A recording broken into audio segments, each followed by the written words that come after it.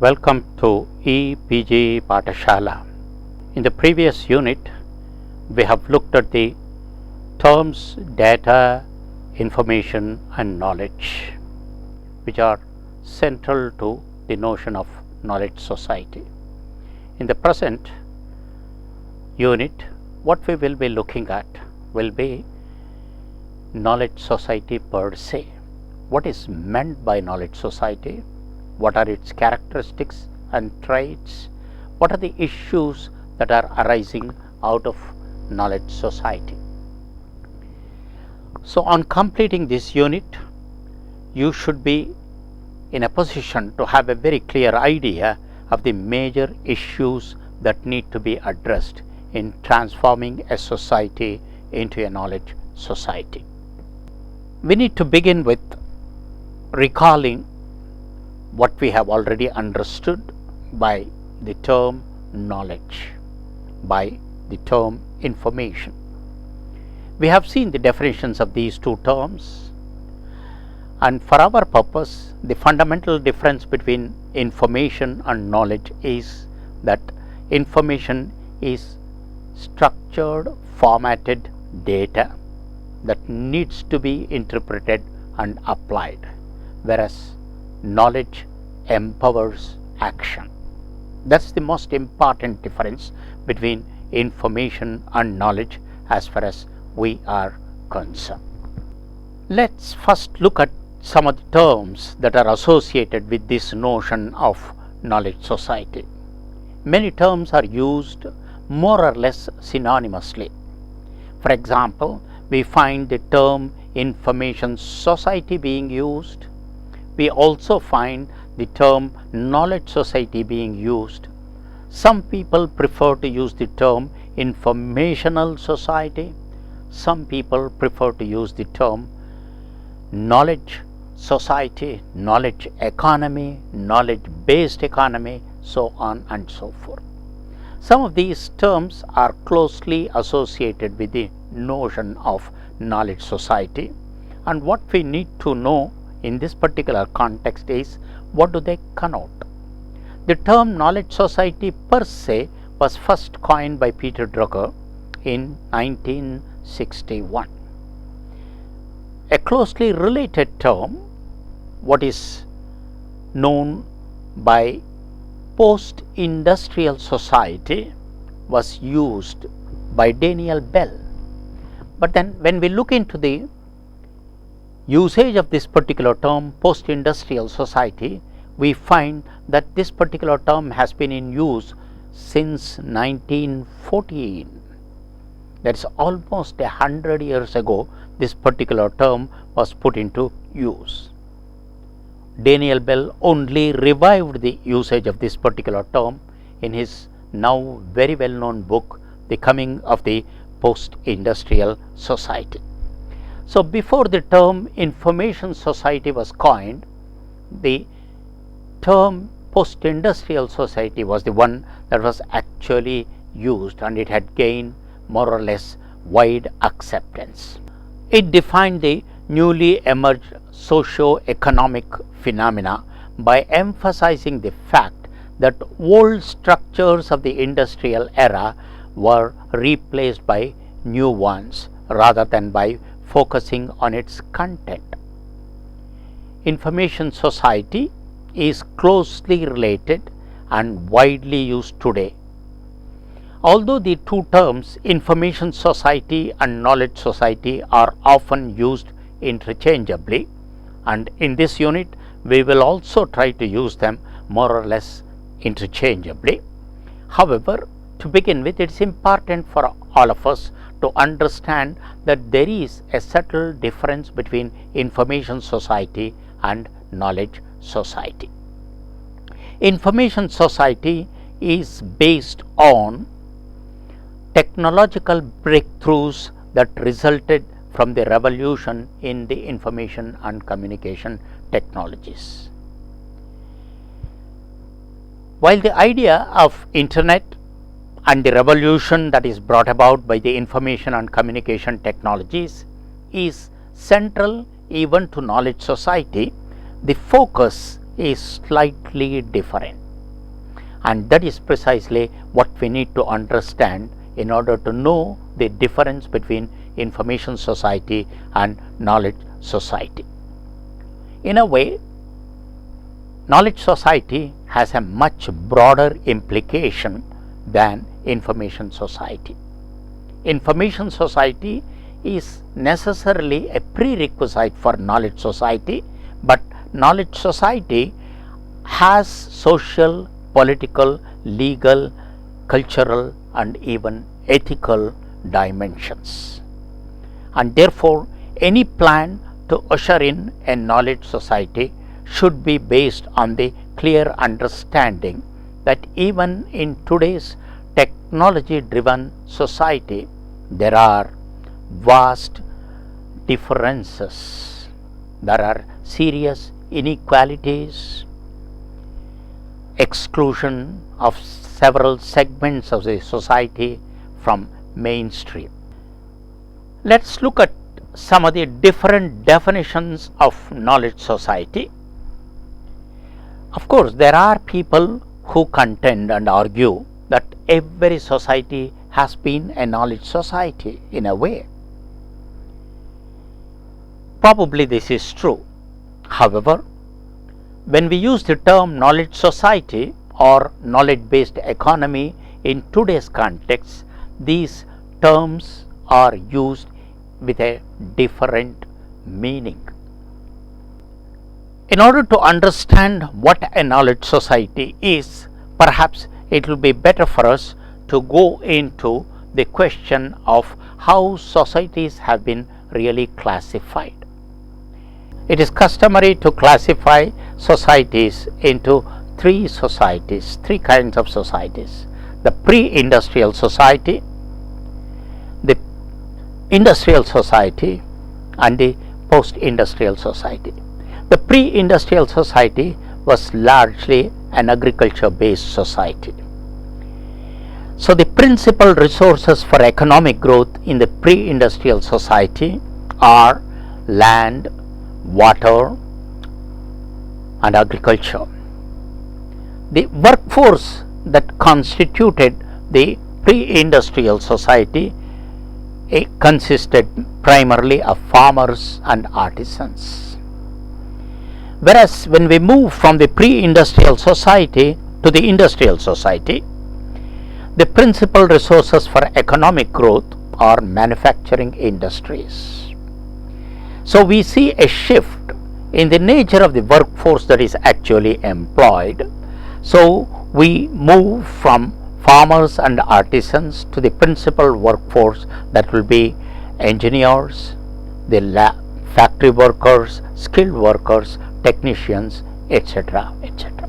When we move from the industrial society to what is now considered as the knowledge society, the information society, or what Daniel Bell himself calls as the post-industrial society, we again see a major shift in the principal resources for economic growth and development.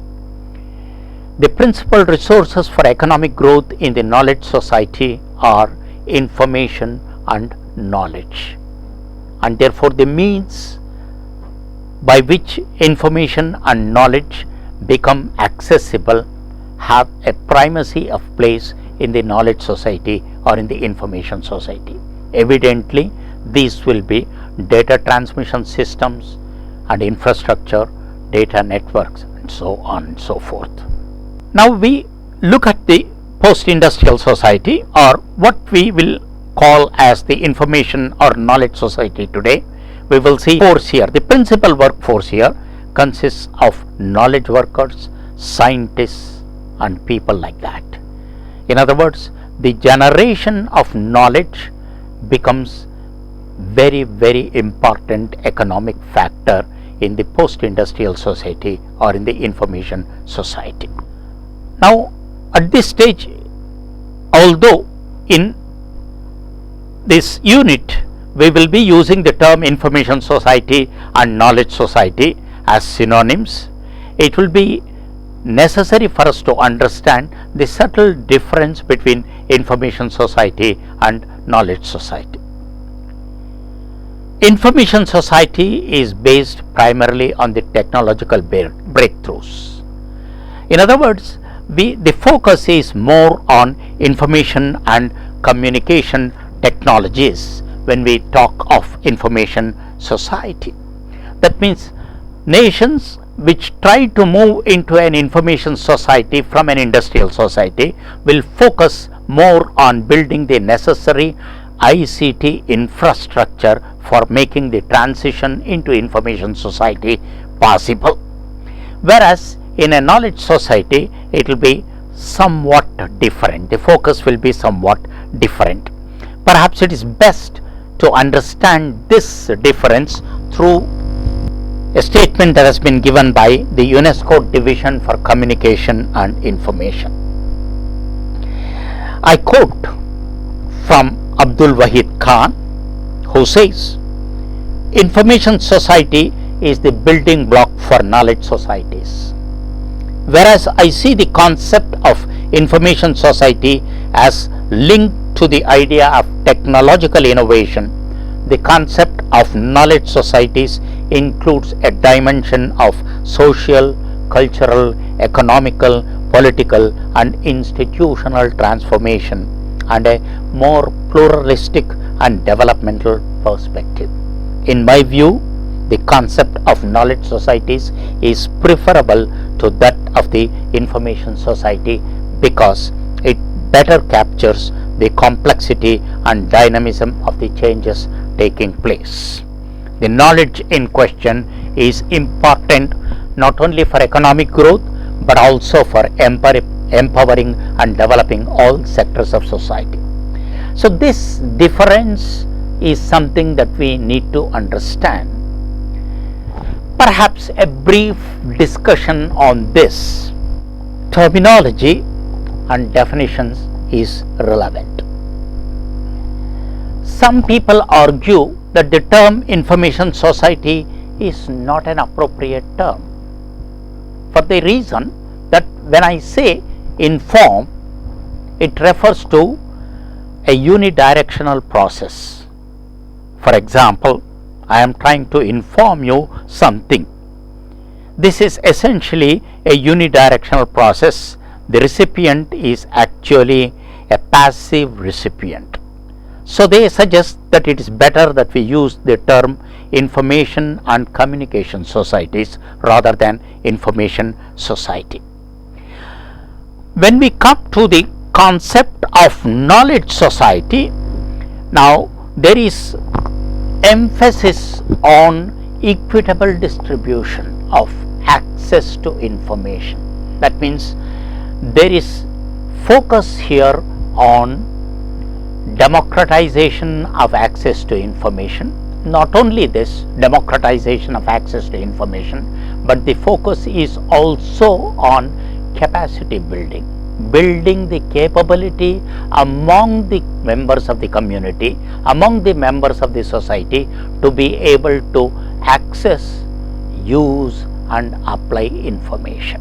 Now this is one of the fundamental differences between information society and knowledge society, and that is something that we actually have to understand very clearly.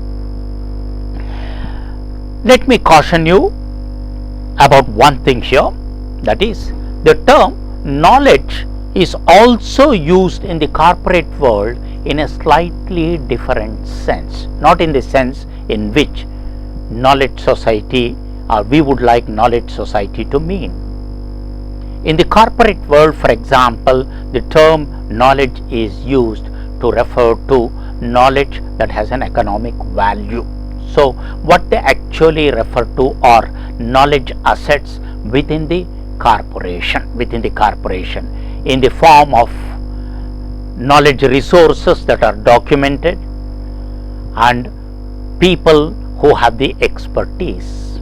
So they look at the term knowledge primarily as a mean for deriving economic advantage, to benefit from the knowledge that resides within the corporation, in its people, in its knowledge, other kinds of knowledge assets. Having looked at the differences between knowledge society and information society, let us look at some of the definitions of knowledge society.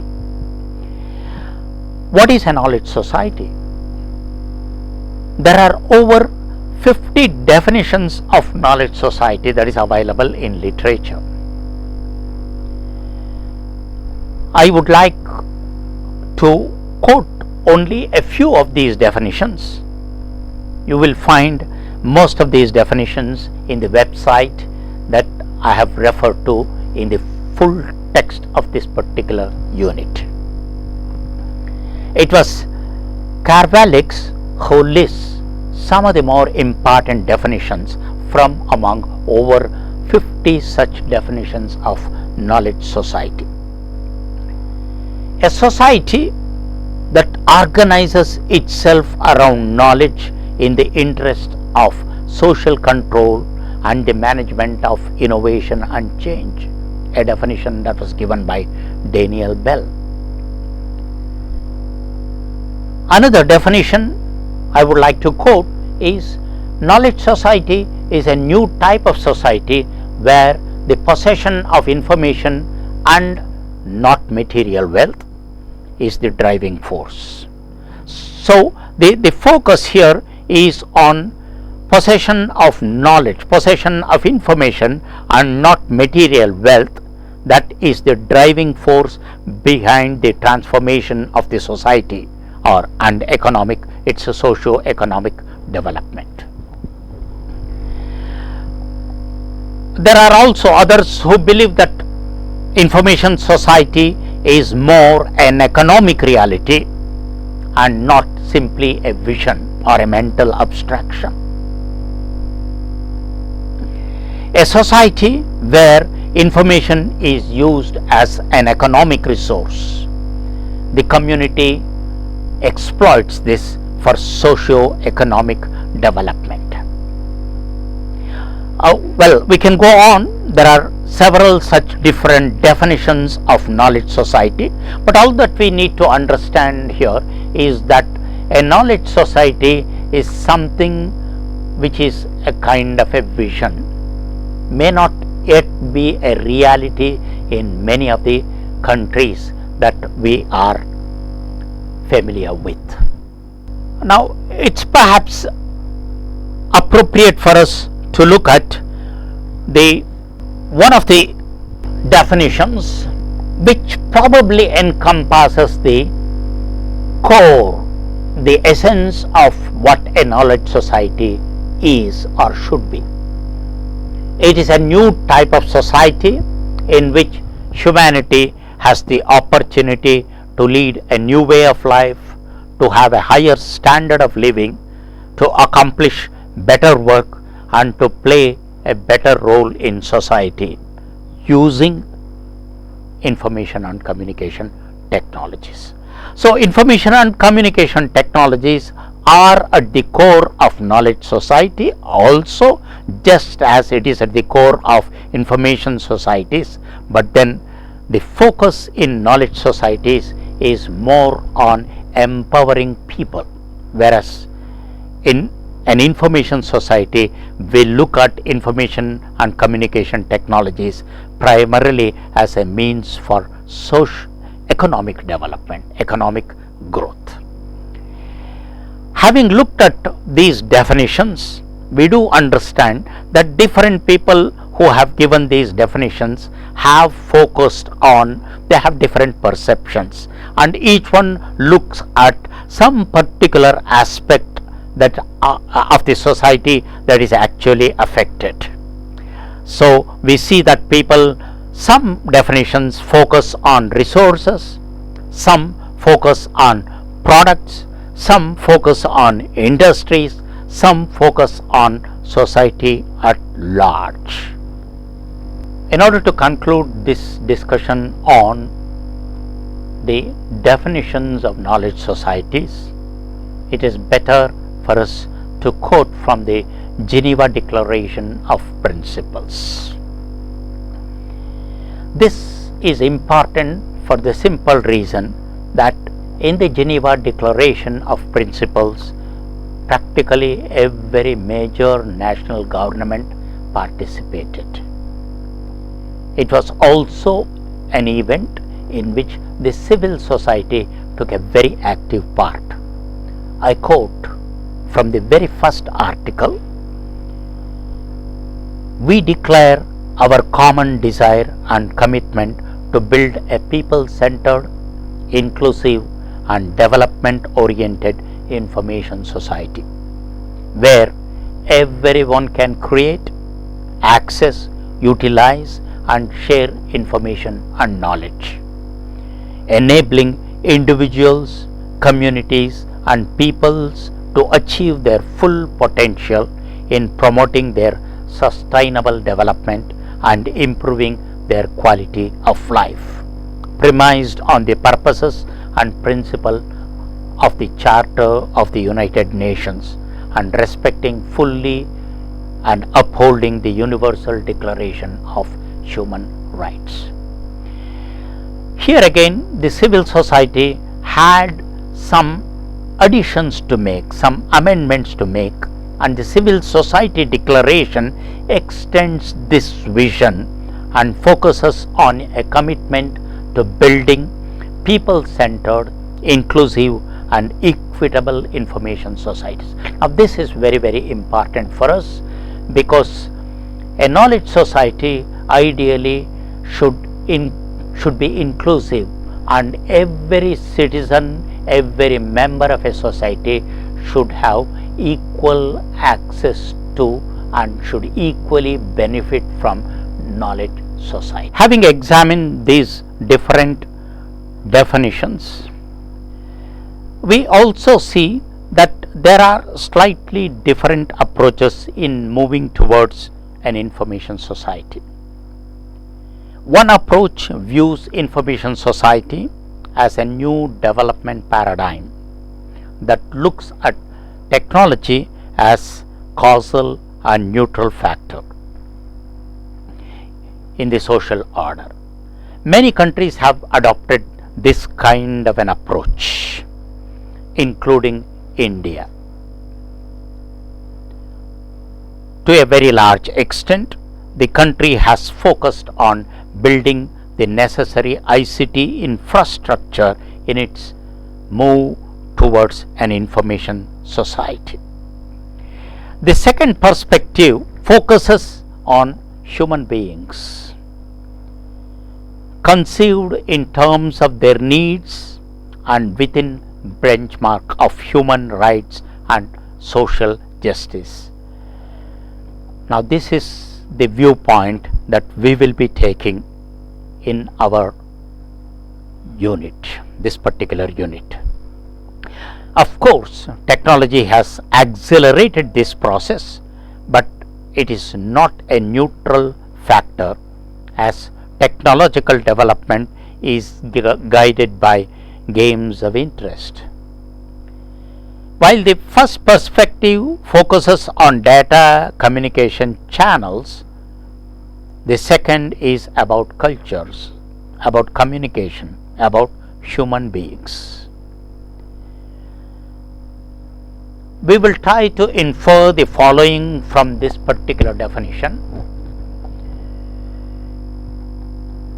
What we would like to say here is that the term information society or knowledge society, as we will be using them more or less synonymously, may not necessarily imply the same notion for all countries.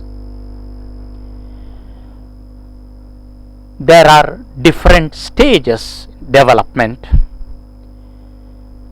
in different countries, and therefore what is very important for us is to see what is actually relevant and important for a particular community or society. So the true dimension of a knowledge society will be visible not within telecommunications and information technologies, but in education, in science, in innovation, in the new economy, in the content and culture that is relevant to that particular society. Beyond this point, we will not try any further to differentiate between these two terms, and we will try to use them more or less synonymously. That is, for us, knowledge society and information society will mean and denote the same idea. We will now look into some of the important traits and characteristics that characterize a knowledge society or an information society. The most important trait that characterizes a knowledge society is the importance that is attached to innovation, to ideas rather than to tangible goods. We will try to expand this a little later. Knowledge society also focuses on lifelong learning, continuous learning. There will be many changes in the workplace in a knowledge society. There will also be changes in how organizations function, all kinds of organizations, governments included, corporates, banks, every kind of organization, the way it functions, there will be substantial changes in a knowledge or in an information society. The knowledge society also seeks to empower people, and finally, the most important or one of the most important characteristics of the knowledge society is the emergence of service sector as a major factor of economic growth and development. This is something that we have already seen, we are already seeing in India. Tangible forces, products, tangible goods and products will no longer be a major force in a knowledge economy, in a knowledge society. So to bring about a knowledge society, what we need to do is to focus on new ideas and innovation. Similarly, we have to focus extensively on continuous education. What this means is that we need to emphasize the importance of not only education but also importance of lifelong learning. In other words, we need to build into our primary education system, early education system, the capability to learn continuously. Now that is one of the things that we need to look into in order to transit into a knowledge society. We have already seen that there has been a substantial change in the workplace. Many people do work from home. Telecommuting is something that has become commonplace. So the knowledge society will allow people to work from convenient locations and a variety of different locations.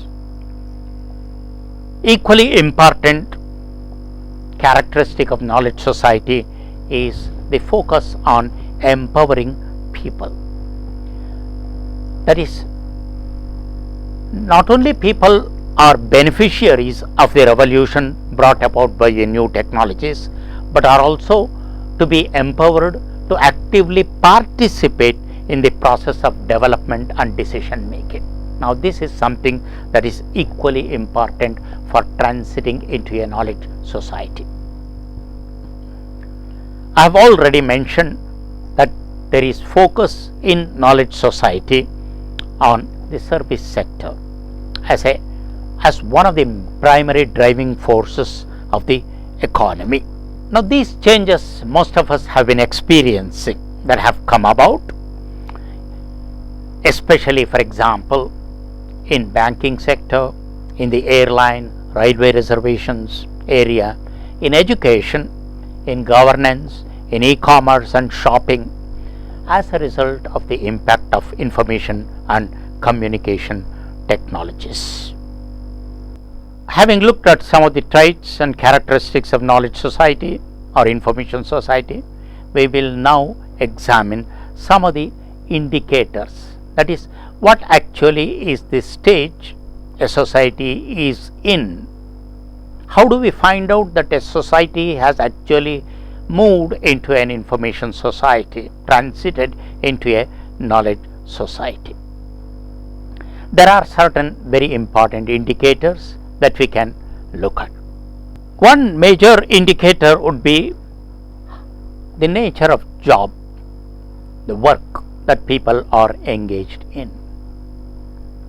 A substantial proportion of the workforce will be engaged in information related work in a knowledge society or in an information society. Now, this is one of the major changes that a knowledge society will bring about. Or looking at what proportion of the workforce is actually engaged in information work, we will be in a position to say whether a society has actually transited into an information society or not. We find that many of the developed countries of North America, Western Europe, Australia, New Zealand, and some of the Asian giants have already transited into an information society, whereas many of the developing economies are still in the process of transiting into a knowledge or information society, including India. The second major indicator of a knowledge society is what we can call as resources and technology. Information and knowledge become the primary resources. That is, the focus will be on innovation and research in a knowledge society. We will be able to generate enough knowledge that we will be in a position to market, as these will be the major factors of economic growth and development. And ICTs will be the principal technology of this kind of a transition.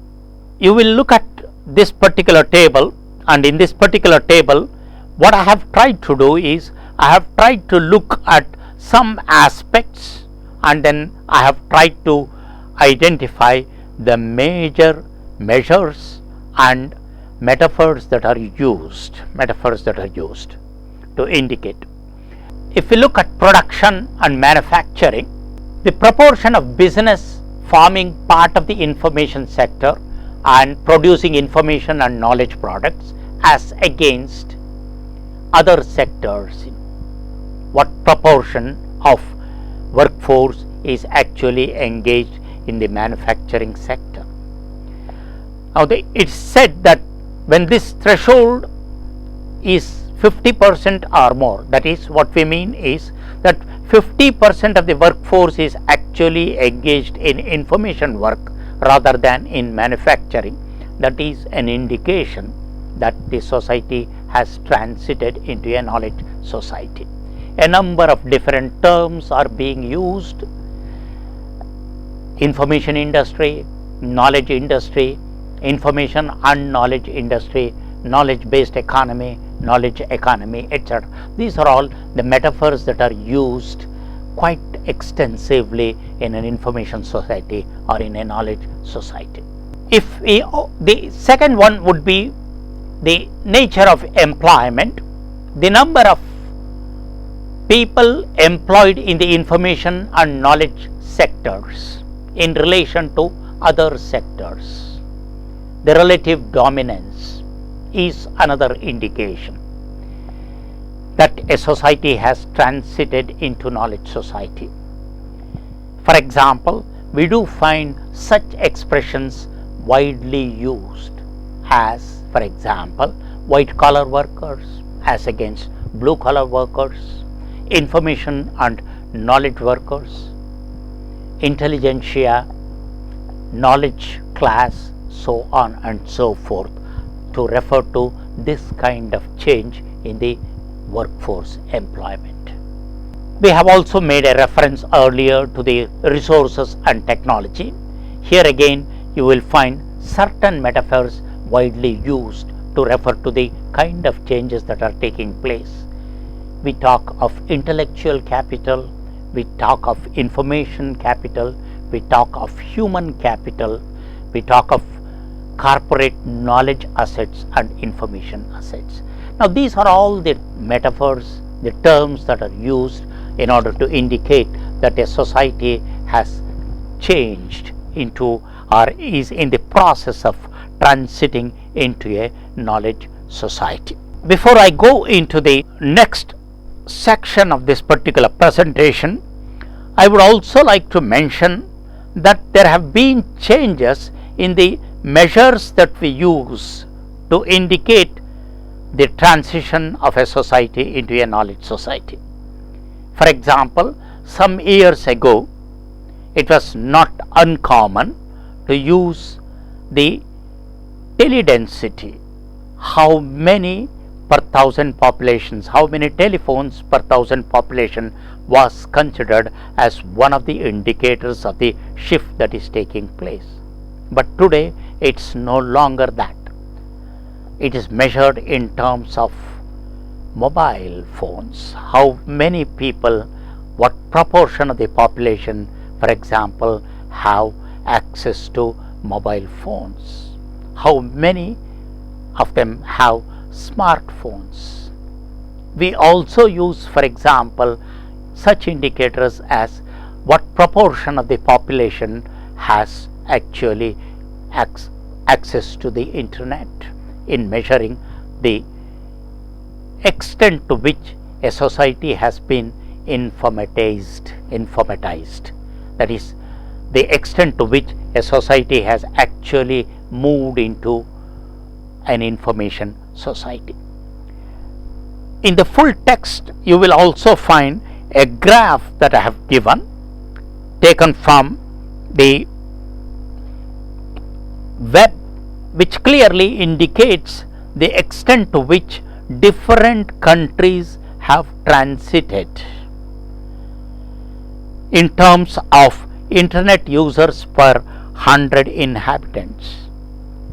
We find that in the developed countries, developed world, almost 77% of the population has access to internet, whereas in the developing countries this figure is as low as 30%. That is an indication that the developing countries are still in the process of transiting, whereas many of the developed countries have already moved into an information or knowledge society.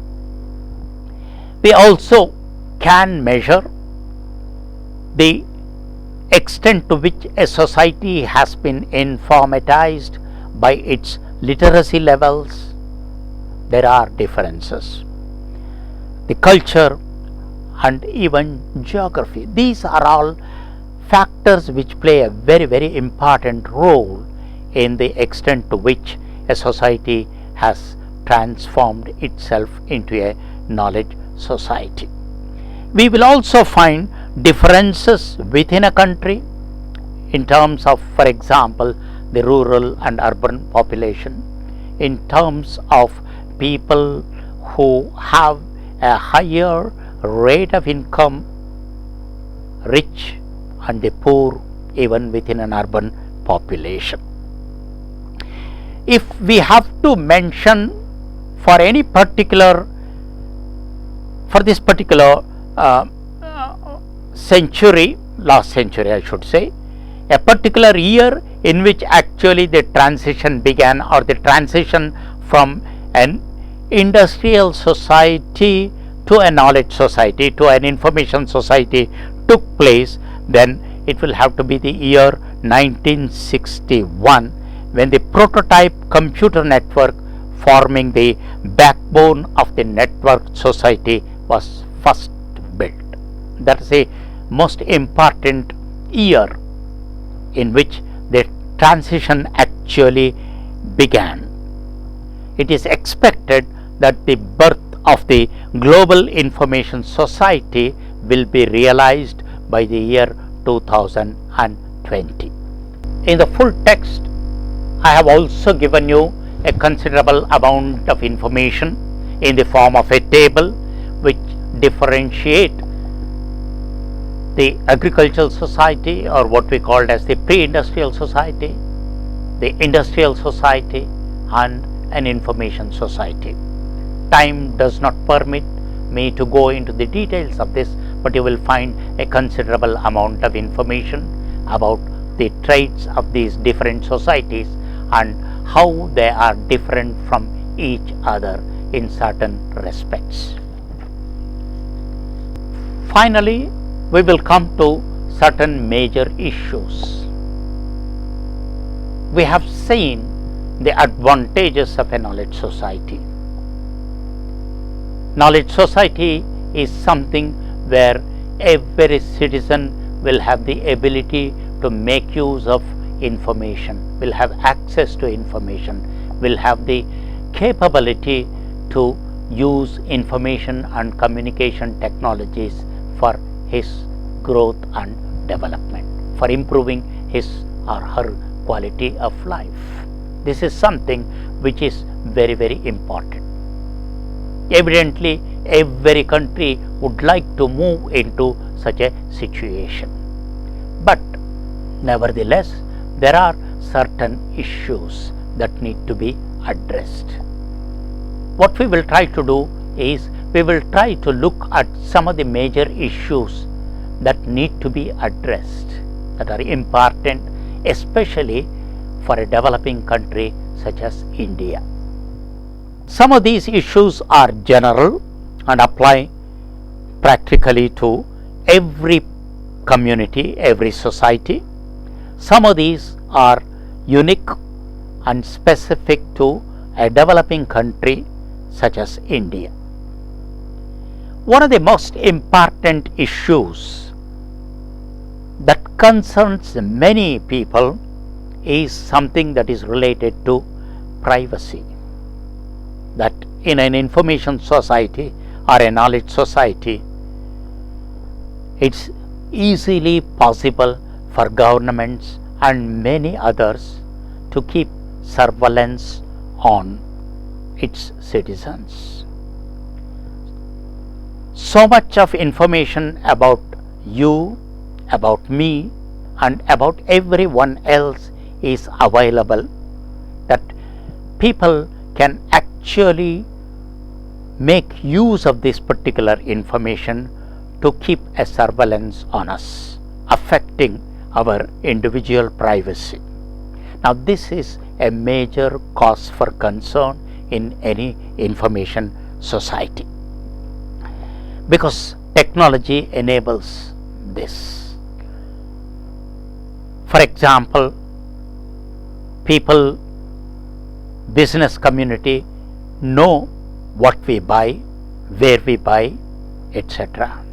What brand of soap we use, what brand of perfume we use, so on and so forth. There is so much of information that is actually available on the net that they can put these together and extract, derive a considerable amount of information and data about each and every individual.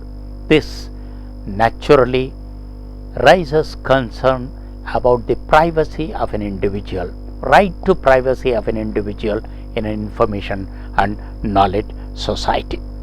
The second major issue in any knowledge or information society is the digital divide. We know that certain communities in every country, in every society, are marginalized. According to one estimate, about 500 million people of the world's population, and 3/4 of these people live in developing countries, are not benefiting from the knowledge resources and services of libraries and other information system. Now, this should be a major cause for concern, because we emphasized right in the beginning that a true knowledge society is something where there is equitable access to, that every citizen benefits equally from the development, from access to information and communication technologies and knowledge resources. In a situation where there is a digital divide such as that which is obtaining between developed world and the developing countries, between the urban population and the rural population, between those who are economically well-to-do and those who are not economically well-to-do, well, there is a digital divide, and this is something that has to be addressed by every country which plans to transit into a knowledge society. Another issue that concerns us in a knowledge or information society is there is also emphasis on commercialization of knowledge and information. We see the growth of the publishing and the information database industry. In all, these industries are trying to derive economic advantage, to benefit from access to knowledge and by creating knowledge products. This goes against the essence of a knowledge society, where we talk of equitable access to and free access to information. Now, this is something where there is a considerable amount of work that is going on by several bodies, including the Government of India. The open access movement is something that relates to this. Already the US Department of Health and even the Government of India have taken certain initiatives in this regard, that any knowledge resource emanating from a taxpayer's money, that is publicly funded research, the knowledge resources should be accessible to anybody and everybody freely. But nevertheless, this still remains one of the major issues in a knowledge or information society. The other major issue that concerns knowledge society is about how these networks that move information from one place to the other are controlled. Till such time open standards are widely used, there will be a certain amount of difficulty in realizing this particular objective, because proprietary systems and ownership of software and software products will impose some kind of restriction on access to knowledge. There are also very important issues which relate to intellectual property, copyright and related issues. In this particular paper on knowledge society, you will have a couple of units which are exclusively devoted to looking at issues related to intellectual property, copyright and other related issues. The other major problem issue that relates to an information society is something which we have been experiencing for quite some time. That is what we call as the information overload. There is so much of information, especially on the web, that in a knowledge society people will have to find ways and means by which they can judge the quality of information, the reliability of information. For example, everything that is available on the web may not really be good quality information or reliable information. We will now come to some of the challenges and approaches that countries need to adopt in order to move, transit into an information society or a knowledge society. Many of these are actually government initiatives. That means the governments will have to initiate some kinds of action in order to see that we actually move into a knowledge society. One of the most important requirements will be for every country to have a well-defined national information policy. This will be a major requirement. We also need to build an appropriate, adequate national information infrastructure, telecom infrastructure, so that even a remote place within a country has access to the network. That will be one of the most important requirements. Every country will also have to address intellectual property rights and related issues, and we need to put in place the right pieces of required legislation into practice. An issue that is particularly important to India, for example, is digital content creation. If people have to benefit from a knowledge society, it is very important that content that is relevant to needs and requirements of the society is available on the network. At present, what actually is happening is that there is so much of content available that, but bulk of it, much of the content that is available is not particularly relevant to the needs of our society. Now this is something where we need to make a lot of progress. We need to look at how we can go about creating relevant content, especially in regional languages and scripts of this particular country. If the common man has to benefit from the networked society or the information society and the information and communication technologies that are at the back of this, it is important that the content that is accessible on the network should be something that is understandable to him, that is in the language and script that he understands and is relevant to his day-to-day activities. In a country such as India, it is especially important to create portals. Let us face it and realize that in a country like India, it is just not possible for every home or every individual, at least not in the near future. Every home or every individual will not be in a position to have access to the web and the internet. It is therefore necessary for us to create institutional portals, institutional mechanisms whereby every citizen of the country has access to the network. And I see that the only institution that is capable of providing this kind of access to the common citizen, the common man of this particular country, is to empower and enrich our public libraries, develop our public libraries as portals for access to the internet.